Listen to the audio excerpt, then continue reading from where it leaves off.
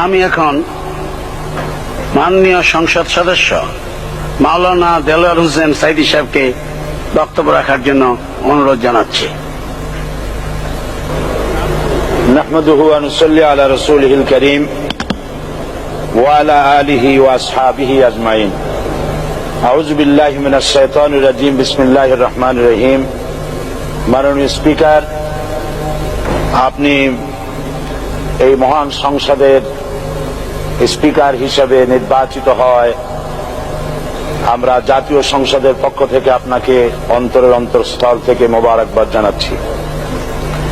মাননীয় স্পিকার, আমি আজ এই সংসদে দাঁড়িয়ে ওই মহান আল্লাহ পাকের প্রশংসায় সেজদা অবনত হচ্ছি, যিনি 1 অক্টোবরের ব্যালট যুদ্ধের মাধ্যমে সুদীর্ঘ 5 বছরের দুঃশাসন, সীমাহীন দুর্নীতি, ইসলাম বিরোধী কর্মকাণ্ড, দেশব্যাপী ভয়াবহ সন্ত্রাসের মোকাবেলায় 4 দলীয় ঐক্য জোটের মহা বিজয় দান করেছেন এবং যার ফলশ্রুতিতে আজকে আমরা এই মহান সংসদে দাঁড়িয়ে কথা বলার সুযোগ লাভ করেছি। মাননীয় স্পিকার, আপনার মাধ্যমে আমি আমার অন্তরের অন্তঃস্থল থেকে দেশবাসীকে ধন্যবাদ জানাই। বিশেষ করে আমার নির্বাচনী এলাকা পিরোজপুর, নাজিরপুর, ইন্দুরকানীবাসী ভাই বোনদের প্রতি কৃতজ্ঞতা জানাই, যাদের অক্লান্ত পরিশ্রমে এবং মূল্যবান ভোটের মাধ্যমে আমি নির্বাচিত হয়ে মহান সংসদের সদস্য হওয়ার সুযোগ লাভ করেছি। মাননীয় স্পিকার, বাংলাদেশের 13 কোটি মানুষকে যারা পরিচালনা করবেন, আজকে তারাই এই মহান সংসদে বসে আছেন। আমি আপনার মাধ্যমে তাদের উদ্দেশ্যে কিছু কথা বলতে চাই। জবাবদিহিমূলক সরকার, কল্যাণমূলক সরকার ও সুস্থ প্রশাসন, এই বাক্যগুলি আমরা প্রায় শুনে থাকি। এই বাক্যগুলির অর্থ সরকার স্বৈরাচার নয়, বরং জনগণের কল্যাণে জনগণ নিকট দায়বদ্ধ সরকার, যা আব্রাহাম লিঙ্কনের ভাষায় by the people, for the people, of the people. বর্তমান পৃথিবীতে মূলত গণতান্ত্রিক দেশে এখন সরকারকে বিবেচনা করা হয়।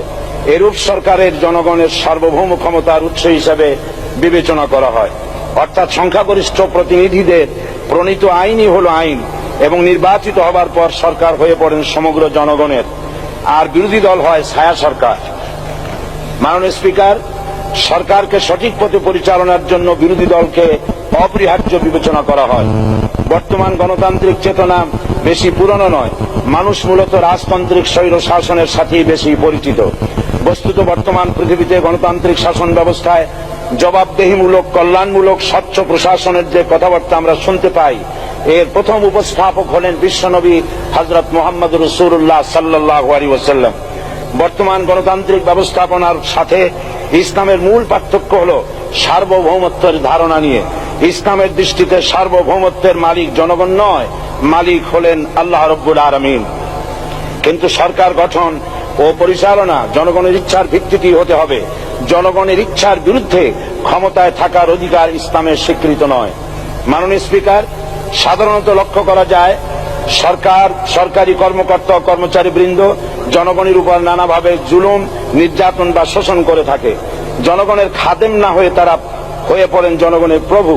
তারা জনগণের সম্পদকে তসরুপ করে। এই অবস্থা থেকে মুক্ত করার জন্য রাসূল করিম সাল্লাল্লাহু আলাইহি ওয়াসাল্লাম সরকারি কর্মকর্তা ও কর্মচারীদের মধ্যে তীব্র দায়িত্ব অনুভূতি জাগ্রত করে তিনি বলেন, ঘুষ দাতা ও গৃহীতা উভয় জাহান্নামী। নবী করিম সাল্লাল্লাহু আলাইহি ওয়াসাল্লাম আরো বলেছেন, আমরা যদি কাউকে কোনো রাষ্ট্রীয় দায়িত্ব প্রদান করি, তখন সেই ব্যক্তি তার ব্যক্তিগত কাজ যতটা নিষ্ঠা ও আন্তরিকতার সাথে পালন করে, রাষ্ট্রীয় দায়িত্ব যদি সেভাবে পালন না করে, তবে কিয়ামতের দিন তাকে উল্টো করে জাহান্নামে নিক্ষেপ করা হবে। রাষ্ট্রীয় সম্পদ তসরুপের ব্যাপারে কঠোর হুঁশিয়ারি উচ্চারণ করে বিশ্বনবী মুহাম্মদ রাসূলুল্লাহ সাল্লাল্লাহু আলাইহি ওয়াসাল্লাম বলেছেন, রাষ্ট্রীয় দায়িত্ব পালনকারী কেউ যদি 1 টুকরা সুতা বা তার চেয়েও ক্ষুদ্র কোনো জিনিস খেয়ানত করে, তবে কিয়ামতের দিন খেয়ানতের বোঝা মাথায় করে তাকে উঠতে হবে। মাননীয় স্পিকার, আল্লাহ রসুল যে সরকার ব্যবস্থা প্রতিষ্ঠা করেছিলেন, তা সত্যিকার অর্থে ছিল জনকল্যাণমূলক সরকার।